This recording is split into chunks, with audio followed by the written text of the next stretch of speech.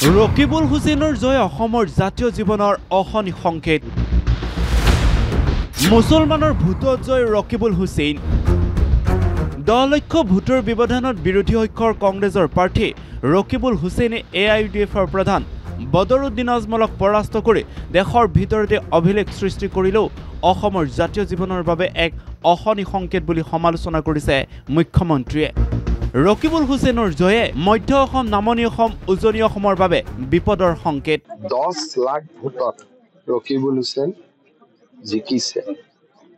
ই আমাৰ জাতীয় জীৱনৰ সন্মুখত সংকটটো দেখুৱাইছে যে নামনি অসম আৰু মধ্য অসমত জনগাঁথনিৰ পৰিৱৰ্তন কিমান ভয়াৱহ। মুখ্যমন্ত্ৰীৰ মন্তব্যৰ প্ৰত্যুত্তৰ প্ৰদেশ কংগ্ৰেছৰ কাৰ্যকৰী সভাপতি জাকিৰ হুছেইন সিকদাৰৰ। মুখ্যমন্ত্ৰীৰ সাম্প্ৰদায়িক জালত ভৰি নিদিয়ে কংগ্ৰেছে। শংকৰ মাধৱ আজান ফকীৰৰ দেশত ভাগ ভাগ কৰাৰ ৰাজনীতি নকৰে কংগ্ৰেছে। এইবোৰ হৈছে বিজেপিৰ জাল, আৰু বিজেপিৰ জালত না কংগ্ৰেছে ভৰি দিব না অসমৰ ৰাইজে ভৰি দিব। বিজেপি ইউডিএফে মিলিজুলি অসমখনক ভাগ ভাগ কৰিব বিচাৰে। অসমখনত বিভিন্ন জাতি জনগোষ্ঠীৰ মাজত তেওঁলোকে কাজিয়া লগাই দিব বিচাৰে, ভাই ভাইৰ মাজত কাজিয়া লগাই দিব বিচাৰে। কংগ্ৰেছ দলে কৰিবলৈ নিদিয়ে। এইখন অসম অসম হৈ থাকিব। এফালে বদৰুদ্দিন আজমলক বিশাল ভোটত পৰাজয় কৰি অভিলেখ সৃষ্টি কৰা ৰকিবুল হুছেইনে কেৱল মুছলমানৰ ভোট লৈ জয় হোৱা বুলি মন্তব্য মুখ্যমন্ত্ৰীৰ। যে 10 লাখ ভোটত লিড লোৱা আৰু তাত ক'ব গ'লে এজনো হিন্দুৱে ভোট দিয়া।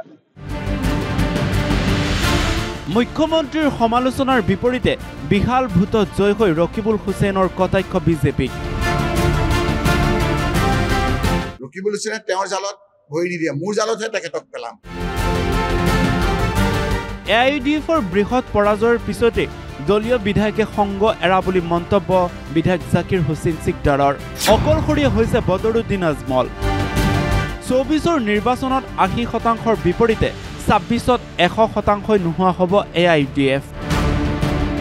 যে অসমৰ পৰা 2024 চনত 50% UDF বিদায় ল'ব, 2026 চনত 75% UDF বিদায় ল'ব, আৰু 2031 চনত টিকেট দিবলৈ এজন মানুহ অসমত বিচাৰি নাপাব।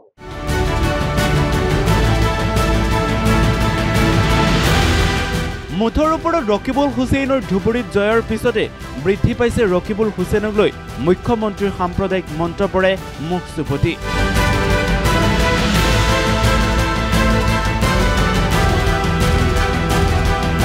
News desk report, the news plus.